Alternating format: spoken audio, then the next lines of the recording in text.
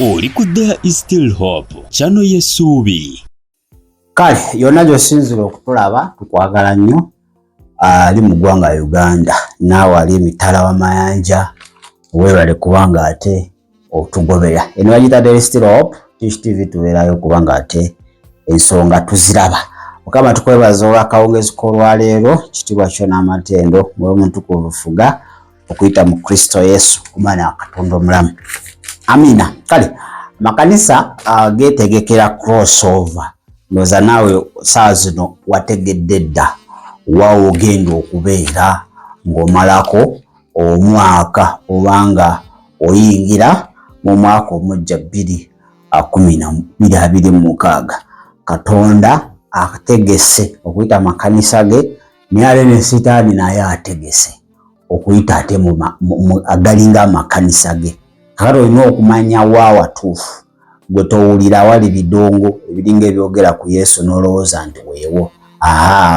Yesu yakugamba Matayo I think Matayo 5 not whoever calls me Lord Lord will enter the kingdom of God. Si buli apita mukama wange anasikira obulamu obukola ki obutaggwaawo. Kale zezino ekkanisa zolina okwegendereza z'otalina kuyingiramu kwasatumu olumu ba ku crossover toweetantala kikakumala ne kakutanda n'oyingirayo ojja kumanya nti ebibyo ate ne Sitaani muli butoola. Zino zitegese kubanga ate ziwamba amagenda g'abantu. Okitegedde buli wabeera oli gino suubirawo duplicate. Crossover eziri ku musingi ogw'obwa Katonda weeziri ne ate n'eziri ku musingi ogwa Sitaani weeziri. So mwana wa Katonda omwoyo wa Mukama mubuuze.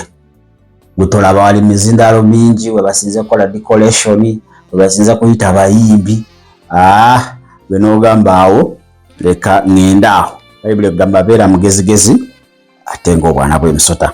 Kale ekkanisa yonna wonoogenda nga balina bye bagenda okuguza. Any church which will sell any item mu bya mukisa, gula amazzi, gula obutambaala, gula amafuta, gula kalenda, nedda. Nti byakujawo nga bagamba gula kalenda 226 just wagira obuweereza. It is okay, that's one is understandable. Kisobola okutegeereka. Era mu kalenda eno gigule giteeke mu nnyumba erimu omukisa. Amazzi gano beera nago ga mukisa. Kano akatambaala ka mukisa. Gula ekifaananyi ky'omuweereza simanyi wa Mukama simanyi okiteeke mu nnyumba kya mukisa. Awo wonna kasita owulira nga batandise ebyo manya gwe ekiro kikwatidde ate mu maka ga Sitaani. Oli wakati mu ssabo ezungu modern shrine. Kale weegendereze wonna walaba nti balina kye batunda kubanga teweetaaga kintu kyonna okuyingira mu 2026. Teweetaaga kintu kyonna ng'okutapinga ku magenda oba ku mukisa gwa 2026. Weetaaga linnya limu baliyita Kristo Yesu. Okitegedde? Kale ate ye tebamutunda wa bwereere. Kakati wonna wonoogenda nga balina kye batunda manya ogeze mu kifo kikyamu. Eyo kyokubiri waliwo ebagamba nti wandiika ekwata olupapula nti wandiika byoyagala si kibi, wandiika byotayagala si kibi. Tukumye wali ekyoto byotayagala genda osuulemu. Olaba awantu weewatyo dduka misinde togeza na kusuulayo kintu kyo kyonna. Togeza kusuulayo kintu kyo kyonna. Bwe bakumye wali ekyoto mu buli kyotayagala kyobadde toyagala 2025 kyokwayo kyonna bakyokere wali. Si yeyo engeri gye twokyamu gye tutayagala, si yeyo engeri gye tudiiringamu n'ebintu ebiri spiritual. Gwenzi ogwanga omuliro ogwa bulijjo ne bali baba balina kye bategeeza mu nsi ey'omwoyo. Ekintu kyonna kyoteetaaga tukihandolinga n'erinnya Kristo Yesu kuba Katonda yennyini muliro ogwokya. Our God is a consuming fire. Musoma Abaebbulaniya. Kati weetaagayo muliro guli simanyi musajja wa Mukama gwakumye. Kati ogenda abantu bonna nga balina we bakumye Zino byonna by'otayagala wandiika ku lupapula suulaawo, byonna bisiriire, dduka misinde. Obuza obalekera engatto zireke kasita okwata baagayo, teekayo, dduka lwona n'amabega, manya oyingidde essabo lyennyini eriwedde emirimu. Eyokusatu, bwe bagenda obanaaliza emikono n'ebigere, be careful. Si nti buli omu alikikola mu mutima mulungi. Wadde kabonero Yesu yakatuwa ng'ak'okwagala, naye ate Sitaani akakozesezza nnyo okubanga amagenda bagakwata. Kasita akunaaza emikono n'akunaaza n'ebigere nga kiwedde. Ate kiki aba akumaze. So abantu bonna bagenda okunaaza ebigere, sooka obuuze nnyo omwoyo wa Katonda, otherwise oyinza otomera. Manya abamu tugenda kunaaza ebigere, genda kunaaza ebigere, omukisa biki ng'oteekayo butezigagere, kati nganze ng'oteekayo embaliga, abazinaaza kumbe owedde. So weegendereze, ebyo ebigere magenda. Oshekedde, gino emikono byanfuna. Kale ojala 2026 muganda wange gijubadde osuubira nti tugenda kuseeya buseeya, ate ebeera enzibu nnyo n'okusinga 2025. Lwa nti w'omaliddeko omwaka matters so much. Awantu w'obadde ng'omwaka guggwako waditamininga nnyo the next year. Abamu ku mmwe ebintu bigenda tabuka. Why? Because wamalidde omwaka mu kifo ekikyamu. Sitaani agenda kuorganizinga crossover. Ayina abasumba abeyita abasumba aposo baani. Bagenda tegekanga ate kanisa ya Kristo weetegese. Ate bali babeera ne system esinga ne kanisa entuufu. Badikolektinga n'okusinga kanisa entuufu. Bajja yita abayimbi ab'amaanyi n'okusinga kanisa entuufu. Ate bw'oba okulembeddwa maaso go nga tokulembeddwa mwoyo wa Katonda owedde. So bagenda okunaaliza ebigere n'emikono, bigenderezewo nnyo. Awalala amakanisa g'omanyi nti go gaba nabbi ba bulimba, kuba abamu bamanyi kati tokemebwa n'ogamba ekyolumu nakyo kaŋŋendeko wali wakakande mmalirekawo omwaka owedde. Ekkanisa z'omanyi nti ezo z'abanabbi ba bulimba, okitegera nga nawe mundayo owuyo omwoyo omutukuvu akugamba towalira, togendayo, oli kuyingira ssabo. Yo nayo beera muki, beera mwegendereza nnyo. Awalala ekkanisa yabagamba teekawo ebibatu, the leading of the palms. Bino ebibatu byolaba buteekawo wooti, kolawo oti pastor n'atunulamu waati, togeza baba bali. They are looking into your destiny. Walaba nti at least gwe ng'agikyusa, they exchange it. So bagamba teekawo ebibatu, teekawo ebibatu, togeza nateekawo. Eyo manyi oli wantu wakyamu nnyo. Awalala we bagenda okugamba your big sacrifice will touch the Lord to work for you. Wata sadaka ennene oba otaddemu mutwalo, at least kubaako gw'okubira akuwole, teekemu 5 gy'okumuteekamu ekinene, Mukama agenda kukolera nnyo 2026, oli wafu. Nkubuulidde. Anesi nga Mukama yennyini akikutadde n'agamba waayo emitwalo 5. Waayo akakaba, people have money, tebalina ssente. Teekamu akakadde, teekamu obukadde 2. Nga gwe wennyini okiwulidde. This no problem. N'ebyo okumala okusuddi okuteekamu vibrator ne bakunyonyoogera bati. Ebyo bibyo. Kuba Katonda tali mu trade. God is not in barter trade. Tali mu kusuubulagana n'abantu. Katonda ekintu kyasinga okwetaaga y'emmeeme eyo. Y'emmeeme eyo bagenda leeta topics oba emitwe 2026. The year of touching the all untouchable. Mwaka ogwokwata ebyo badde tokwatangako. 2026. The year of breakthrough. Biraja byogera. Era ono nti 2016. The year of befriending God. The year to draw near to God. Eyo tebagenda baagala wali 2006 mwaka gwa kugenda America, mwaka gwa kulinya nyonyi, mwaka gwa kulinya bayogera ku train auto nyonyi. Awo gye bagenda okugenda abo mugenda bakuba bayimbi abasinzo leta abayimbi abamaanyi. Awo wali Yesu muganda wange si buli kimasama sante ki nti zaabu. So naye bagenda okunyonyogera bakugambe nti joko motekayo gusaddaku gunene. Ebibyo ni Mukama ddayo buzituula lyanywa ebisigale kanajja kuba byonna abaze okuba nga abikolako.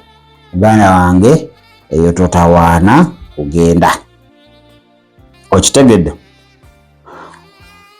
wonna bategese crossover nga baaniriza abayimbi b'ensi. Any church or any place which will have a crossover with the invitation of secular musicians, eyo manya wafu togenda.